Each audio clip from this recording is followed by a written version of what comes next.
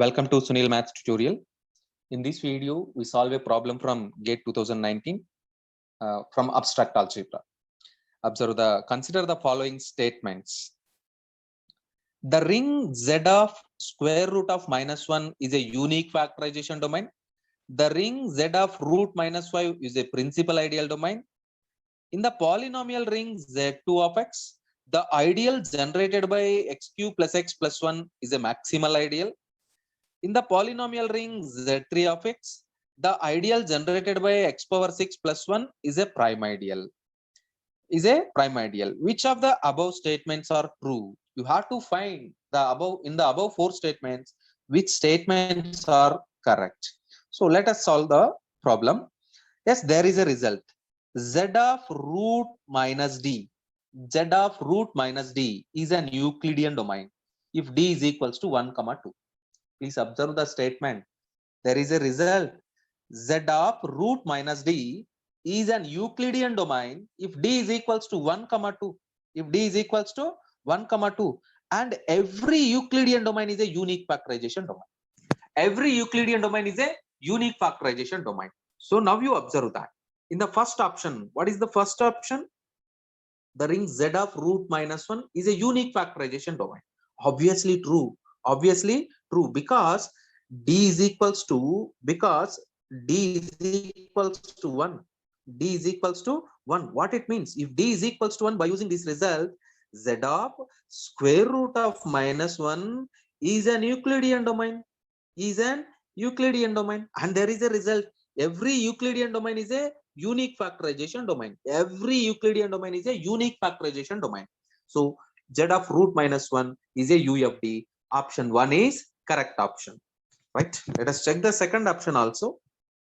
Again, we know that if d greater than 2, then Z of root minus d is not a UFD. Is not a unique factorization domain. Z of root minus d is not a unique factorization domain. In the problem we have d is equals to 5. In the problem we have d is equals to 5. It means by applying this result, if d greater than 2, Z of root minus d is not a UFD. Therefore, Z of root minus 5 is not a UFD. Z of root minus 5 is not a UFD. If Z of root minus 5 is not a UFD, then it is trivially not a PID. Trivially not a PID. So automatically option number 2 is false. You observe that they given that it is a principal ideal domain. It is a principal ideal domain. If it is a principal ideal domain, then it must becomes a UFD. It is not a UFD. Automatically, it is not a principal ideal domain. So second option is false. Second option is false. Let us go for third one. In the third one, you have a polynomial ring Z2 of x. You have a polynomial ring Z2 of x and an ideal generated by a polynomial x cube plus x plus 1. You have a polynomial ring Z2 of x and an ideal x cube plus x plus 1.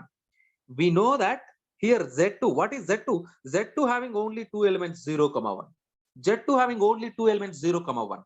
It is a field with respect to addition modulo 2 and multiplication modulo 2. Z2 with respect to addition modulo 2 and multiplication modulo 2 is a field. Clearly, x cube plus x plus 1 is irreducible over z. You can verify that. If you replace x by 1, addition modulo 2, these terms give 0, 0 plus 1, you get 1. So not equals to 0. If you put x is equals to 0, again the remainder is 1. So it is clearly irreducible over z2. There is a result. If capital F is a field, and f of x is irreducible, f is a field, f of x is irreducible over capital F, then the ideal generated by f of x is a maximal ideal. Remember this result.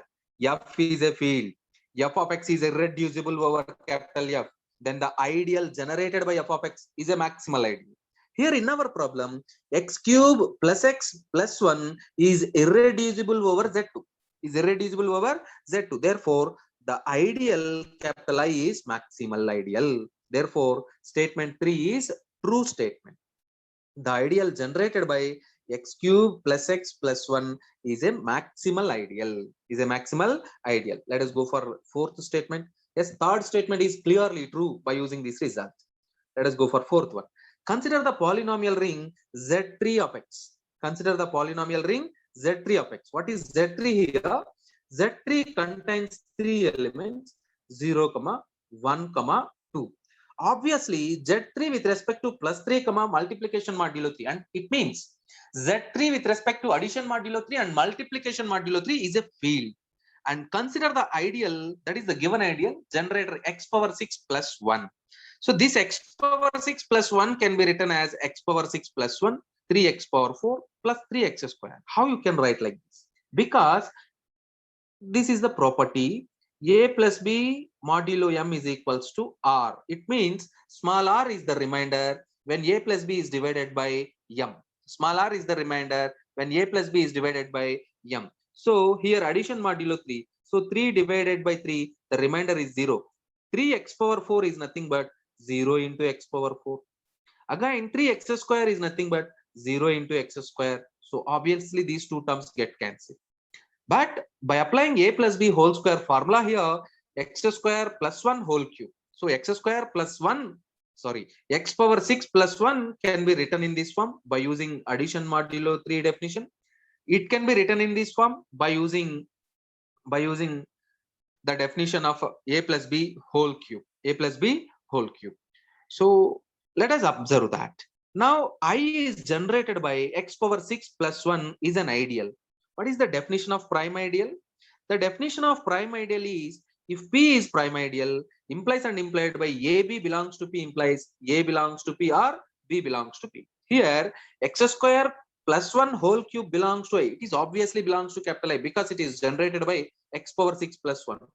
Capital I is generated by x power 6 plus 1. This condition implies as x square plus 1 whole cube belongs to I. It means x square plus 1 whole square belongs to I. So cube term x square plus 1 whole cube can be written as x square plus 1 into x square plus 1 whole square belongs to capital I. But you observe that both the terms x square plus 1 does not belong to I, x square plus 1 whole square does not belongs to I. So what is prime? Either A belongs to B or B belongs to P. Here instead of A we have x square plus 1. Instead of B we have x square plus 1 whole square. But both A does not belongs to B and A does not belongs to P. I mean here it is I. A does not belongs to P or I. B also does not belongs to capital I. In this context, P is not a prime ideal. P is not a prime ideal. But they given that it is a prime ideal. So option 4 is false. You observe that in the given four statements, first statement is true, second statement is false, third statement is true, fourth statement is false. Keep learning. These problems depends upon the very basic level facts and definitions. If you learn the basic formulas and basic level theorems, then it is very easy to understand the concepts. Keep learning. Wish you all the best.